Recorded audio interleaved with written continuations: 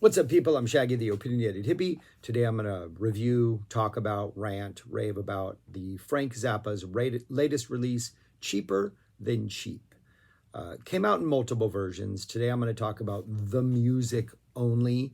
The version I have is just for now, the 3 CD set, which is 2 CDs of the music, and then the actual Blu-ray is the third. I have not seen the Blu-ray yet. I have plans to watch it next weekend, Memorial Day weekend, at a friend's house, because I still don't have a Blu-ray player. So I might share my thoughts on that afterwards. But today I'm just going to talk about the music, the absolutely amazing, incredible. I have said this before in previous releases. If Joe Travers and everybody, Ahmet and everybody who's in charge of releasing these, decides that they simply want to release every single thing in the vault from 1974, I will be there to support you and to spread the love and to encourage people to check it out. Because without a doubt, I think this is Frank Zappa's greatest year. Not necessarily all downhill after this. There are absolutely fantastic years after this. But to me, the song selection, the musicians, the vibe, the attitude, just the general feel of everything that happens in 74, I think is Frank at its best. This band, recently elsewhere on the channel, I just finished reviewing the third leg of the fall 1974 tour, which is this band minus Jeff Simmons up there. And so this is a weird little band, sort of post the Mother's 10th anniversary tour, but now Ruth is back. Ralph has gone on drums. And so we're heading into the summer fall 74 tour, which is everybody but Simmons. And so this is an interesting mix of songs that would pretty much be the cornerstone of the tour, plus a number of songs from the 10th anniversary that kind of wouldn't survive the tour.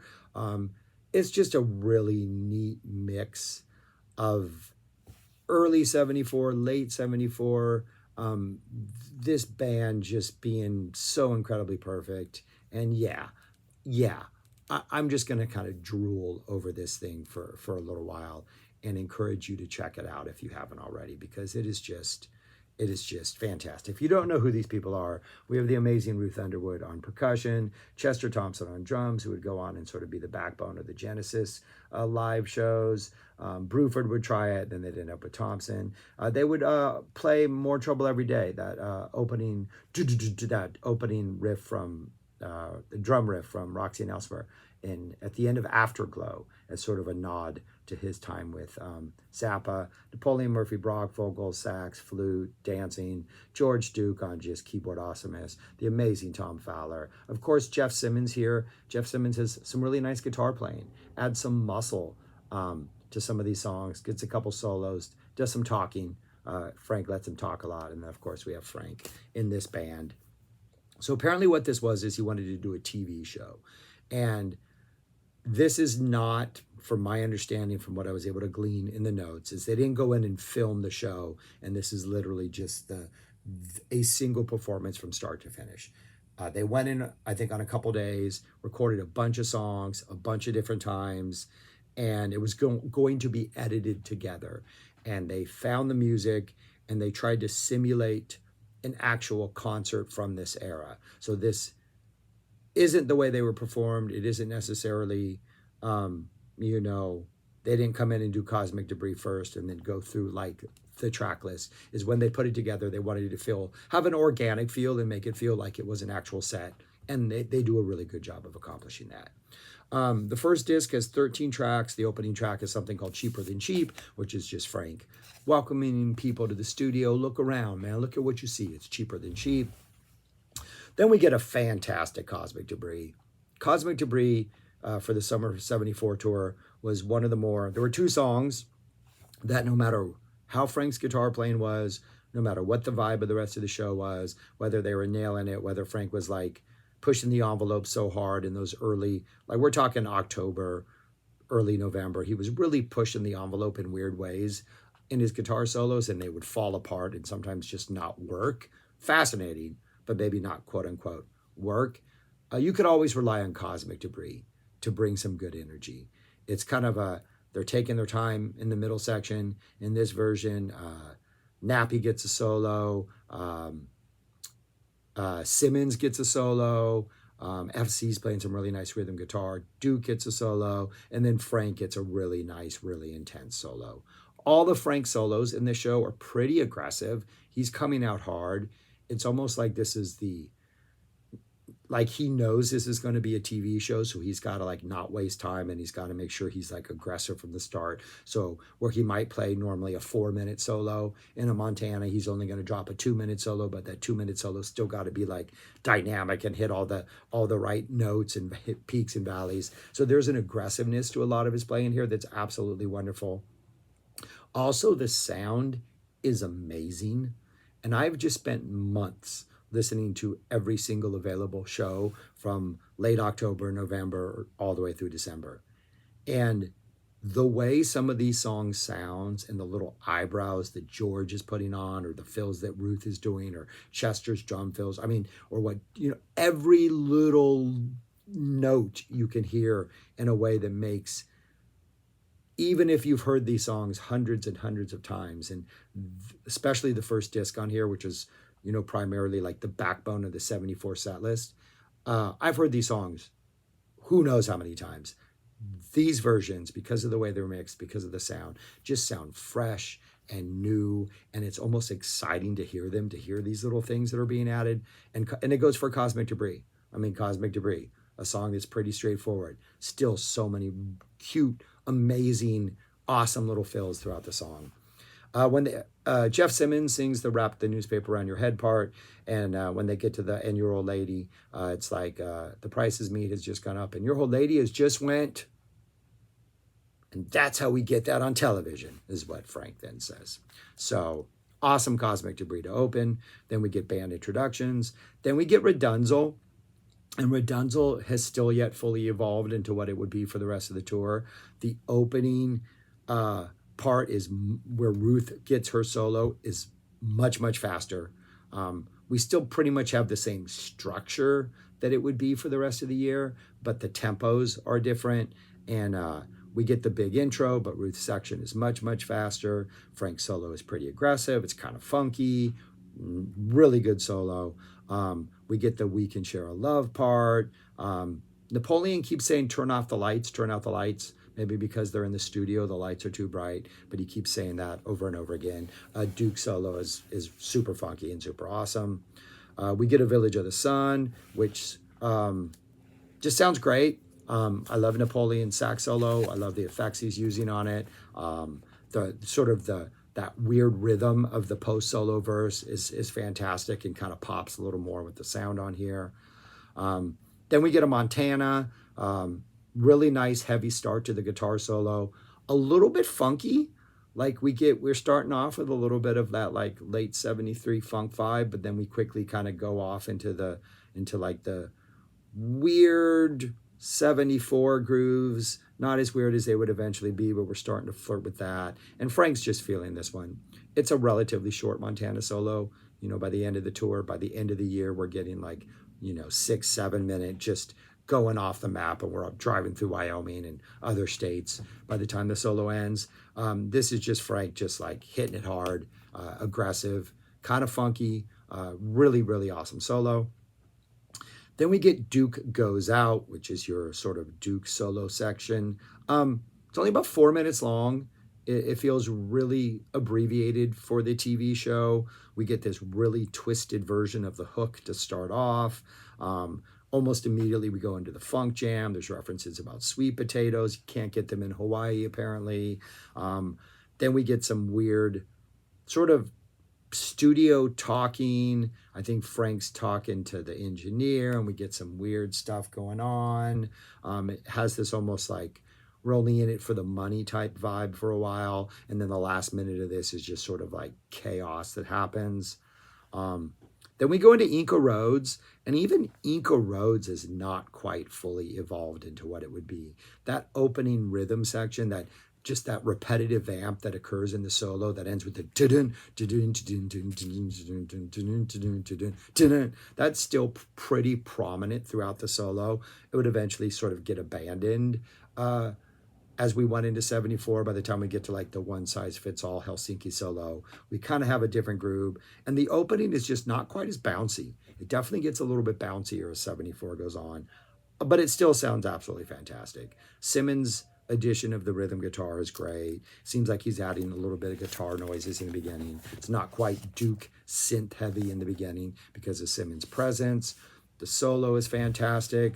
Kind of nice patient start, a little more patient start than the Redunzel.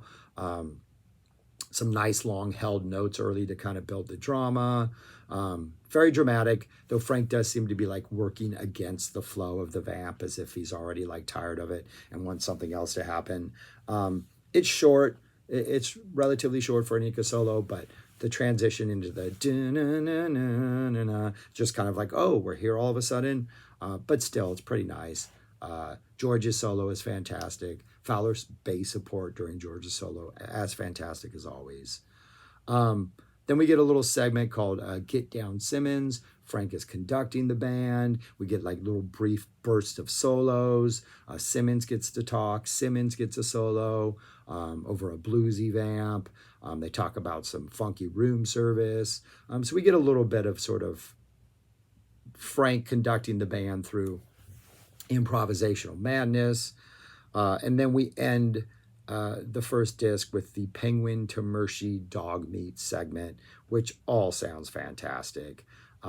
Penguin's guitar, Simmons' guitar is adding quite a bit to the Penguin. Kind of feels a little bit slower, like they're really just kind of drawing out the transitions and just kind of letting it just like, they're not right. Definitely doesn't have quite the tempo that we would get by the end of this tour.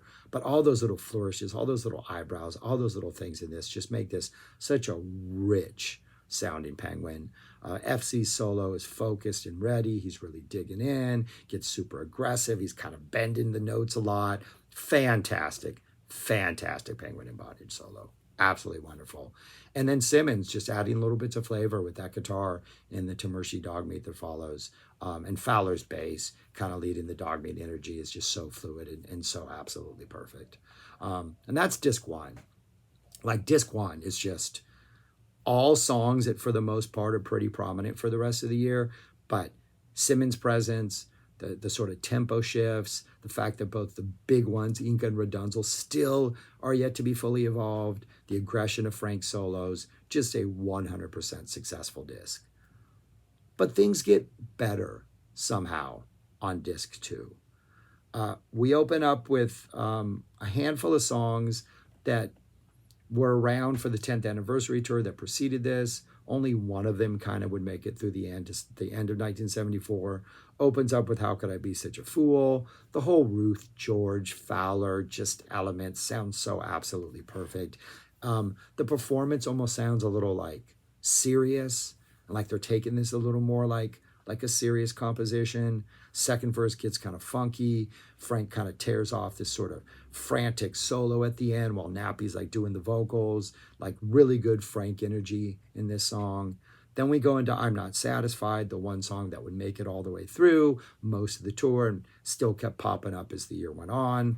We get Wowie Zowie, which sounds super cartoony, kind of frantic. This really nice sort of low-key jazzy ending in which they sort of riff on the I don't even care if your dad's the heat. I don't even care. And they go off on that. And then it turns into this I don't even care jam in which Frank starts soloing and Nappy's improvising some vocals. And we just get this awesome jam to end out Wowie Zowie.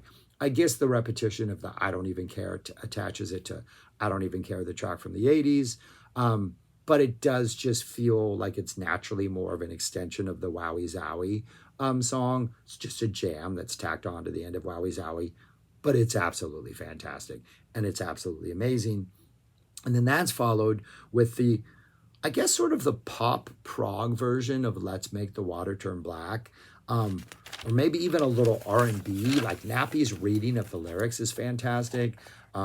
Frank comes in and speaks the "we see them after school," almost like he's lecturing us. It's got a different vibe. The ending is different. We get this absolutely awesome jam at the end of it. Like this song stretched out to nearly 5 minutes, but like The fact that these songs would not make it, like I would love to have seen these 4 songs, or especially Wowie Zowie with that I Don't Even Care jam, the Let's Make the Water Turn Black with that Annie jam. It would have been really neat to see this band hold on to these songs and have Frank keep them in the repertoire, but who cares? This exists. It is fantastic. Absolutely amazing. We then get a Dupree's Paradise introduction in which Frank talks about there's this club, it's on Avalon Boulevard, which is kind of south of downtown proper in LA. There would be this Sunday jam session. And then we go into Dupree's Paradise. As always, sounds beautiful. We get a flute solo. We get a Duke solo. There's some Frank conducting during at the end of the flute solo before we go into the Duke solo. Duke is on both like electric piano, then he switches to synths. Kind of getting funky, little 74 funky energy in there. Then we get a nice FZ solo, pretty direct. He's not doing that Dupree's Paradise thing that pretty much defined Dupree's Paradise up to this point, in which he's kind of slowing it down and letting it build and doing that sort of Zoot Allures, kind of softer opening. This is definitely a little more of an aggressive Dupree's Paradise, probably for the TV show. It still has this really nice, slowly building energy. There's a Tamershi quote in there. There's an apostrophe quote in there. The band sounds absolutely amazing. Yes, is it too short for these ears? 100%. But is it nonetheless fantastic? Yes. After Dupree's, we get an Oh No, Son of Orange County, More Trouble Every Day. The Oh No is beautiful. The Son of Orange County is absolutely amazing. Frank is off in the solo. He's ready to engage. And the More Trouble Every Day is just straight up awesome. We get a 4-minute solo that's just aggressive, aggressive, aggressive. The band is getting funky. We're starting to have those weird moments where it sounds like things are going to fall apart and then they come back together and the energy just sort of like accelerates after that. Fowler's bass playing is sick. Napoleon is just making noises throughout most of this solo, just like he's, I don't know, like on the street and there's a riot. He's just like yelling in the background. We go back into the verse and then to close it out. And then Frank goes, all right, George, keep going. And we get a closing More Trouble Every Day, closing George Duke solo with both synthesizer action and sort of an electric keyboard action. Absolutely amazing. Goes off in an entirely new direction that the song normally doesn't go into. Simmons even gets a little bit at the end. Like, it's just an awesome 3-minute sort of cherry on the top that we normally don't get in a More Trouble Every Day. Just amazing. And then it even gets better. We get an apostrophe. Possibly the best apostrophe we've had released. I said I just heard the best apostrophe earlier in one of those fall 74 shows. I think the Mike Urso show, right? This might be a better apostrophe. Frank is just vicious in his guitar solo. It's just 2 minutes of pure aggression. And then he leads the band back into the main theme. And then after that, he just starts soloing again. At one point, he holds on to like a portion of the riff. It's like the I think it's the end of that. He just repeats that over and over and over and over again. And as he's doing that, the intensity of the entire band is just like building up and building up. And then it just reaches this like exhilarating peak, and then Frank starts conducting them, and there's absolute madness. He says the word fraudulent a couple times, thus giving us some 200 Motels conceptual continuity. I think that's pretty cool. He says, the next song he says something else. So the apostrophe, absolutely epic, absolutely just vicious. Frank at one point is just like literally attacking the strings, almost like he's playing the piano and he opens up the piano and like literally hits the strings to make noises. Feels like he's actually attacking the strings at one point. Just pure aggression and pure vicious energy. Amazing. And then we close out with the Camarillo Brillo, the straight up party version. It just sounds like a great time. I think one of Frank's biggest mistakes going forward was attaching Camarillo Brillo so closely to the hip with Muffin Man and not letting Camarillo Brillo just being like a jam. It should have just jammed. It would have been awesome to hear Tommy Mars jam at the end of this, or like Alan Zavad do it. Camarillo Brillo ending jam. Come on, let's let Alan get a little funky. But anyways, a fantastic version. And then he says, during that, you can't say that on television. So Was that the inspiration for the greatest Nickelodeon show ever? There was a Nickelodeon exec here, and they're like, hey, you can't do that on television. That could be a show, and it would be a good one. But anyways, this is a ridiculous release.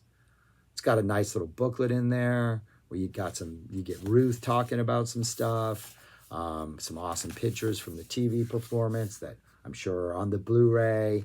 The sound is impeccable. Like I said, if you have heard these songs hundreds of times, you will listen to this and go, wow, I like that little part. I don't think I ever heard Ruth make that little percussion fill. Fowler, George, Simmons' presence changes the dynamic of so much of this. This is an amazing release. It's probably a top 10 release in my post Zappa passing away releases. I need to update that list because there's a lot of things that have been released lately that I haven't included. And a lot of those are 74 things. And a lot of those 74 things are going to make it in the top 10. But at this point in time, like this thing is just, it's just making me really, really happy over and over and over again. And the solos are satisfying. The performances are perfect. It is just some primo stuff. Personally, you can release every 74 show available, and I will probably be this happy. But yeah, well done. And I haven't even seen the Blu-ray yet, so that there's more excitement to come. I highly recommend this. Yeah, give me your thoughts on this release, what you think about it. There is no reason. I cannot imagine why you would be disappointed after listening to this. It is absolutely beautiful. All right, that's it. That's all I got for today. Thanks for watching. Let me know your thoughts on this release. Let me know things I messed up on or things I missed. But yeah, this is fantastic stuff. All right, that's it. Probably going to listen to it on my way to work later. All right, thanks for watching. Peace. Talk to you later.